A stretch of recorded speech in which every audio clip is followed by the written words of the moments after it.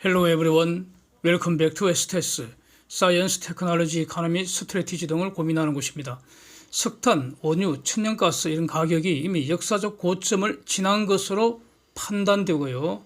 그래서 그 이유를 한번 정리를 해보고 장기 가격도 한번 더듬어 보려고 합니다. 석탄, 원유, 천연가스 이거 화석연료라고 하고요. 공통점은 이거 태워서 열을 이용하는데 열로 추우면 따뜻하게 하고 더우면 시원하게 하죠. 요리도 하고 배나 차나 비행기 이동도 시킵니다. 또 다른 공통점은 저거 전부 다 과거의 태양 에너지가 유기물, 즉 최소한 수천 년 전 숨쉬며 살았던 동식물에 그 당시의 태양 에너지가 저장되었던 겁니다. 땅 속에서 저장되어 파묻혀 있던 것을 오늘날 인간이 캐내서 사용한다는 겁니다. 그래서 어떤 사람들은 수만 년 또는 수십만 년 전에 서서히 오랫동안 묻힌 것이다 이렇게 말을 하는데, 근데 저 같은 사람은 어떤 사람들이 저런 말 하는 거 다 알고는 있지만 그 말 다 틀렸다는 거고요. 대략 한 4,500년 전에 노아 홍수 때 일시에 전 지구상의 모든 그 육지 생물이 한 방에 대부분은 산채로 파묻혀서 변성한 것이라고 저는 이렇게 정리를 하고 있습니다. 이전에 영상에서 본 바가 있습니다. 팬데믹 직전에 40불에서 60불 근방에서 놀던 유가가 팬데믹 직후 잠시 마이너스 가격, 즉 원유 가져가는 사람한테 돈을 줬다는 겁니다. 왜 그렇습니까? 재고 비용 줄이기 위해서. 안 팔리고 재고가 쌓이니까 원유가 쓰레기가 됐다는 거죠. 쓰레기 수거 비용을 줬다는 겁니다. 근데 이제 그 팬데믹 회복 과정에서 가격이 폭등을 했고요. 그 이유는 팬데믹 때문에 망가진 공급망 장애다. 공급망 장애 때문에 가격 폭등했다. 이게 뭐 적절한 표현인 것 같습니다. 원인 진단인 것 같고요. 그 다음에 이제 그 푸틴의 유크레인 침략 전쟁으로 추가로 이제 한번 폭등을 했고요.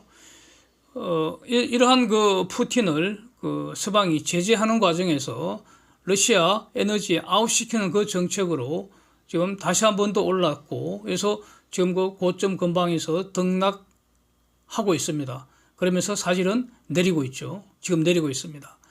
그래서 이 과정에서 에너지 가격 폭등이 현재 진행 중인 글로벌 인플레이션을 촉발시킨 거 아니겠습니까? 그래서 제일 먼저 치고 올라갔던 에너지 가격이 지금 내리고 있다는 겁니다. 러시아 화석에너지, 이걸 가장 많이 사용하는 EU 입장은 지금 신뢰할 수 없는 러시아하고 더 이상 같이 놀지 않겠다. 화석에너지 줄인다는 장기 정책은 이제 모든 국가들이 다 가지고 있는데, 거기에 더해서 잠정적으로라도 화석연료를 사용하긴 하는데, 그렇더라도 러시아산은 사용 안 하겠다. 즉 러시아산 에너지는 질서 있게 시장에서 퇴출시키겠다. 이게 서방의 정책입니다, 현재. 그래서 원칙적으로 지금 EU 입장에서는 원칙적으로 러시아산 석탄은 바로 금수시켜버렸고, 오일은 22년 말까지 금수시킨다는 거고, 이 원칙이고, 물론 일부 예외는 있을 수 있겠지만 가스는 22년 말까지 21년에 한 3분의 1을 컷 해버리고 대략 한 27년까지 완전히 러시아 가스 컷 해버리겠다 이겁니다. 지금 묻혀있는 러시아에서 오는 가스 파이프라인은 전부 다 사용 안 한다는 겁니다. 그때 가면은. 자, 하여튼 이런 식으로 하면은 EU 입장은 우리는 충분히 에너지 문제 해결할 수 있다, 이렇게 산수를 다 계산을 다 마쳤다는 거 아니겠습니까? 그래서 러시아 이외의 모든 곳에서 지금 에너지 수입을 늘리려고 하고 있습니다. 특히 천연가스가 문제이고요. 그래서 이런 것들은 이제 지금까지 여러 영상에서 다루었기 때문에 지금 이걸 다시 다 다룰 수는 없고, 러시아 대체하는데 시간이 걸린다. 이게 바로 질서 있는 퇴출이라는 거 아니겠습니까? 사진처럼 러시아 가스가 파이프라인 통해서 유럽으로 오는데 노드스트림 1, 2가 있다는 거 아닙니까? 노드스트림 2는 최근에 작년에 거의 다 새로 다 지어 놓은 거 사용도 못 해보고 바로 아웃시켜버렸고요. 노드스트림 1을 통해서 지금 가스가 얼마 전까지도 계속 흘러 들어오고 있다는 겁니다. 지금도 보내면 받을 수는 있습니다. 가스프롬이 러시아 가스를 유럽으로 보내는 독점 회사인데, 러시아 국영 가스 회사입니다. 유럽과 장기 공급 계약, 가스 공급 계약의 당사자입니다. 그래서 계약을 맺었기 때문에 계약 기간 동안 가스 보낼 의무가 있고요. 유럽은 가스 대금을 보낼 의무가 있습니다. 의무 이행 안 하면 채무 불이행으로 손해배상해야 하는데 가스프롬이 최근에 선언하기를 기사처럼 앞으로 가스 못 보낼 것 같다 이렇게 통보를 하면서 포스 머지어 즉 불가항력이라는 그 계약 조항을 들이밀었다는 거 아닙니까? 우리가 가스 안 보내도 손해배상은 못 해준다 이런 뜻입니다. 제 말은. 그래서 포스 머지어 조항을 들이밀었다 그 의미는 가스프롬도 가스를 보내서 의무 이행 다 하고 성실히 이행하고 그래서 그 가스 팔아서 돈도 벌고 싶지만 우리가 통제할 수 없는 상황이 발생했기 때문에 가스 못 보낸다. 그러나 손해배상도 못 해준다는 겁니다. 이게 안고입니다. 가스 안 보낸다 그 말은 중요한 게 아니고요. 손해배상 못 해준다 이게 안고인 것 같습니다. 그래서 유럽이 강제로 손해배상 받으려면 즉 가스프롬이 주장하는 포스 머지어는 그 해당 그 계약 조항이 아니라는 거죠. 그러니까 손해배상 해라. 근데 못 한다니까. 그러면 강제로 이제 손해배상을 받으려면 어떻게 합니까? 힘을 써야 되잖아요. 그런데 가스프롬 뒤에는 러시아가 있잖아요. 그래서 힘을 써서 받아내려면 이제 전쟁하는 수밖에 없다는 겁니다. 뭐 그런 뜻입니다. 지금 상황은. 유럽이 이것 때문에 전쟁하지는 않겠죠. 안 주면 돈도 안 주면 되니까 대신에 딴 데서 사오면 되니까 이 상황은 이렇습니다. 푸틴이 시간이 지나면 어차피 유럽이 러시아 가스관 잠근다 이 사실을 지금 알고 있잖아요. 그게 바로 질서 있는 퇴출 아니겠습니까? 그래서 이 사실을 알고 있는 푸틴이 그때가 되면은 즉 유럽이 잠그는 그때가 되면은 그러면 그 러시아는 잘려버리는 거 아닙니까? 유럽에 의해서. 주도권을 유럽이 갖게 되죠. 지금은 어떤가? 그래도 푸틴을 먼저 잘라버리면 유럽이 지금은 아쉬운 상황이죠. 아직 시간이 안 됐으니까. 그래서 유럽은 아직 먼저 완전히 러시아를 잘라버릴 상황이 안 됐기 때문에 그래서 가스가 가장 그리운 한겨울에 푸틴이 가스관 잠그는 신호 아닌가 지금 이렇게 받아들이고 있습니다. 겨울을 따숩게 보내려면 내 말 들으라 이렇게 그동안 수시로 푸틴이 사용하던 진부한 협박을 지금 재방송하는 거 아닌가 이렇게 지금 보고 있습니다. 중공과 인도 등이 러시아산 석유나 가스를 지금 대폭 할인받는 조건으로 싸게 망창 사주니까 그래도 지금 그 러시아 입장에서는 또 유가가 에너지 가격이 폭등한 상황이기 때문에 그 할인된 가격이 과거보다는 비싸니까 그래도 또 러시아도 좋고 중공하고 인도도 좋고요. 현재가보다는 싸게 사니까 뭐 이런 상황인데 그래서 푸틴이 요즘 자신감이 좀 생긴 것 같습니다. 그리고 사우디도 미국 말 안 듣고 아직은 사실상 푸틴을 도와주고 있지 않습니까? 자, 일견 이렇게 보이는데 그러나 분명한 것은 천하의 대세는 두 가지를 질서 있게 퇴출시키고 있다는 겁니다. 첫 번째로는 화석연료, 그중에 특히 석탄, 석유가 에너지 시장에서 질서 있게 퇴출 과정에 있습니다. 장기적으로 석탄부터 그다음 석유가 에너지 시장에서 퇴출된다는 겁니다. 두 번째, 이와 별도로 러시아 에너지가 질서 있는 퇴출 작전의 대상이라는 거죠. 이거 지금 그 서방의 러시아 제재의 핵심이잖아요. 이건 러시아 에너지 퇴출시킨다는 겁니다.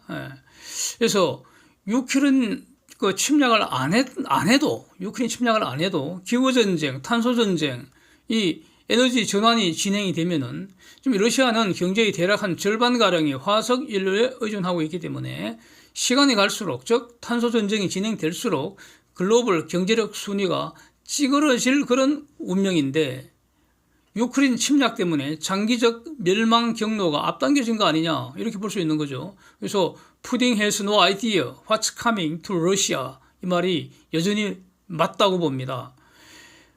미국의 새로운 러시아 전략이라는 거, 러시아 에너지 상한제라는 거 이제 이것 때문에 옐런 재무장관이 지금 한국에 와 있는데 러시아 오일 사더라도 가령 배럴당 한 40불에서 60불 이상은 지불하지 말자는 겁니다. 이거 이것도 질서 있는 러시아 에너지 퇴출 전략에 포함시킬 수 있지 않겠습니까? 러시아 에너지 상한제 본질은 러시아 에너지 불매 운동의 일종이죠. 러시아 에너지를 안 사면 제일 좋은데 당장은 대체할 에너지가 아직 준비가 불충분하니 그 준비되는 기간 동안 잠정적으로 러시아 에너지를 사더라도 비싸게 사지는 말자. 이렇게 행동 통일하자. 불매 운동하자. 이거 아닙니까 본질은. 그래서 러시아 입장에서는 저 가격에 팔든지 아니면 재고로 짊어지고서 손가락 빨든가 이런 겁니다. 아, 무서운 말이죠 이거. 러시아 에너지 상한제. 이렇게 지금 동맹들을 다시 규합을 하고 있습니다. 이제 에너지 가격이 고점 지난 것 같다는 이런 어떤 그 인사이트를 한번 풀어보겠습니다. 러시아를 대체할 다른 공급원에 대한 영상들은 이전에 수시로 다뤘기에 요거 반복하지는 않고요. 가격부터 한번 보겠습니다. WTI, 브렌트, 천연가스 1년 가격 변동 같이 보시죠. 사진에서 대략 1분기 지나면서 하락하는 모습입니다. 저게 다시 상승한다고 볼 수는 없잖아요. 최근의 러시아 에너지 제재 더 강화되는 것에도 불구하고 고점 대비 약세라는 것은 확실한 것 같고 가스프롬이 불가항력 선언이 대략 한 6월부터 소급 적용한다 이렇게 이제 밝혔다는데 이게 지금 딱 퍼져 있잖아요 내용이. 그럼에도 불구하고 천연가스 가격 급락세에서 지금 살짝 반등하다가 다시 하락할 기세입니다. 가격이라는 것은 수요와 공급을 다 반영한 거 아닙니까? 미국의 에너지 가격 추세도 한번 보겠습니다. 중유 가격, 가솔린 가격, 미국 현지 시세입니다. 제세 공과금 다 포함한 겁니다. 그래서 1년 전보다는 올라 있습니다. 그러나 최근 수주간에는 하락세 분명합니다. 천연가스 가격, 헨리허브 가격 보시면 1년 전보다는 지금 더블 부근입니다. 그러나 최근에는 하락하고 있습니다. 자, 이제 이런 추세가 앞으로 지속되면은 그러면 에너지 가격은 고점 지났다 이 판단이 맞는 거 아니겠습니까? 그래서 이 추세가 지속될 근거를 다시 한번 정리해 보겠습니다. 화석연료는요 땅속에 풍부하게 묻혀 있습니다. 많습니다. 여기 출발은 여기서 합니다.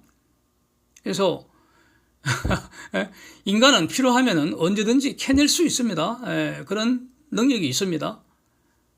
그런데 그럼에도 불구하고 화석 연료를 더 이상 사용 안 하겠다는 겁니다. 안 하려고 하는 겁니다. 자발적으로. 화석 연료 저거 자꾸 사용하다가는 어제는 그 유엔 사무총장이 집단 자살하는 상황이 될 거다. 뭐 이런 말까지 하고 있지 않습니까? 그래서 천하 대세는 화석 연료 사용을 줄이려고 하고 있다는 겁니다. 이게 바로 기후전쟁, 탄소전쟁, 에너지 전환 시대, 뭐 탈탄소 정점 이런 겁니다. 그래서 이런 것 때문에 4세대 원자력이 화석 연료 상당 부분 대체하지 않겠습니까? 관련해서 드디어 한국 정부도 K 텍소노미에 원자력 포함했습니다. 어제 그렇게 이제 보도가 났습니다. 그리고 재생에너지 총량은 계속 증가하겠죠. 물론 이제 경제력이 담보되는 재생에너지에 한정하겠습니다. 저는 경제성이 담보되지 않으면 그건 지속 불가능하기 때문에 경제성이 보장되는 재생에너지 총량은 계속 증가한다고 봅니다. 이거는 여기서 말하는 재생에너지는 그러니까 수력, 태양력, 풍력 이런 거 다 포함하는 것이죠. 조력도 포함하는 것이고요. 그리고 이제 이런 것들은 늘 말씀드리지만 백업 전원이 반드시 필요한데 그 백업 전원은 결국 가스가 담당하는 거 아닌가 이렇게 정리가 되고요. 그래서 화석연료 퇴출 순서는 결국 석탄하고 오일입니다. 석탄이 가장 먼저, 그 다음 오일. 에너지 시장에서 오일이 퇴출된다는 겁니다. 그래서 이런 것들은 우선적으로 천연가스가 대체하지 않겠습니까? 그래서 천연가스는 수요가 늘어날 수밖에 없다. 그런데 이 천연가스에는 탄소 포집기가 장착되지 않을까 저는 이렇게 정리를 하고 있고요. 그래서 여기서도 이 천연가스의 본질은 메탄입니다. 메탄, CH4, 메탄가스입니다. 근데 앞으로 이 탄소 전쟁이 계속 진행이 되면서 또 모든 분야에서 탄소 전쟁이 이기기 위한 모든 분야 기술 혁신이 지금 점점 더 가속될 테니까 이 메탄 공급원이 다양화되는 거 아니냐 이 말씀도 드리고 싶습니다. 지금은 땅속의 메탄을 캐내서 사용을 합니다. 그래서 이것을 천연가스라고 합니다. 천연가스의 대부분이 메탄이라는 거죠. 그리고 이거 사용한 다음에 이산화탄소를 다시 포집을 해서 액화시켜서 이것이 이제 다시 땅속에 파묻는다는 것이죠. 메탄을 캐낸 그곳에 다시 파묻어 버린다. 그런데 이런 식으로 사용하는 것은 이거는 결국 최후의 수단이고, 이런 수단을 사용하기 전에 가령 유기폐기물이라는 것은 한때 살았다가 죽은 모든 죽은 것의 모든 집합체입니다. 저는 이렇게 정의를 하겠습니다. 바이오매스라고 합니다. 바이오매스. 음식물 쓰레기 모은 거, 아니면 각종 동식물 사체 모은 거, 이 바이오매스입니다. 이걸 리사이클링 하면은 메탄이 만들어낼 수 있다는 거죠. 이게 바로 재생 메탄, 리뉴얼 메탄 또는 바이오 메탄 이렇게 이름을 붙일 수 있을 것 같은데, 이런 바이오매스 리사이클링 산업이 계속 성장을 해서 이 바이오 메탄 사용 비중, 리뉴얼 메탄 사용 비중이 증가하지 않겠는가. 그래서 이 비중을 계속 증가하고 이걸로 수요를 다 충족할 수 없기 때문에 최후로 결국 천연가스는 이때 사용되는 거 아니냐, LNG는 이때 사용되는 거 아니냐, 이것만 해도 수요는 앞으로 계속 늘어날 수밖에 없다 이렇게 보겠습니다. 그래서 이런 모든 것은 이제 각종 기술 혁신 또 경제성 평가에 의해서 구체적인 경로가 결정될 것인데, 여기서 결국 주력 에너지원은 원자력하고 천연가스라고 봅니다, 저는. 그래서 원자력 전성시대, 천연가스 전성시대, 다만 그 가스 사용할 때는 탄소 포집기를 장착을 한다는 겁니다. 또는 공기 중에서 직접 이산화탄소를 포집하는 어떤 그런 기계들, 장비들이 많이 퍼져나간다는 거죠. 그 외에 또 경제성을 갖춘 각종 재생에너지, 바이오가스 사용하게 될 거다. 그래서 석탄과 석유는 퇴출될 거다. 이런 겁니다. 그래서 시간이 지나갈수록 석탄, 석유 이거 대체할 에너지원이 계속 공급이 증가하게 될 것이다. 그 다음에 탄소세 본격적으로 부과할 테니까 석탄과 석유를 사용하는 비용은 점점 더 증가하게 된다는 겁니다. 그러니까 사용 안 하는 거죠. 그 다음에 천연가스 공급은 이거는 석탄과 석유와는 지금 질적으로 다르기 때문에, 그래서 천연가스 공급은 계속 지속적으로 증가하리라고 봅니다. 그러면은 이 수요도 늘지만 공급도 계속 증가하기 때문에 가격은 등락은 하겠지만 저는 이전의 고점을 뚫기는 힘들다고 보고요. 계속 내려가지 않을까, 서서히 우하향하지 않을까 이렇게 정리하겠습니다. 그래서 에너지 가격 이미 고점 지난 거 아니냐 이렇게 보고요. 설사 푸틴이 이번 겨울에 유럽향 가스를 일부 잠근다 하더라도, 실력 향상한다 하더라도 가스를 대체할 수단이 없는 거 아닙니다. 있습니다. 그래서 가격이 일시 그런 발표 나는 순간 일시적으로 상승할지 그건 그때 가봐야 알겠지만 또 상승할 수도 있겠죠. 그러나 장기적으로 하향 안정화한다. 이 대세는 바꾸지 못할 것이다. 이렇게 정리를 하겠습니다. 네. 관련 논점으로 미국 가솔린 세제 한번 보겠습니다. 보시면 원료 59%, 정제비용 26%, 유통비용은 5%에 불과하고요. 세금은 11%입니다. 그래서 저 같은 경우는 한국의 유류세 완전 폐지하고 부가세 10% 정도만 일괄 징수해야 한다. 이렇게 벌써 한 수년 전부터 제가 이거 유튜버 할 때부터 이렇게 주장을 하고 있습니다. 지금 미국이 이렇게 하고 있는 것 같습니다. 그래서 조세 정책 관련해서는 다른 기회에 다시 한번 종합적으로 다뤄보겠습니다. Thanks for watching. See you next.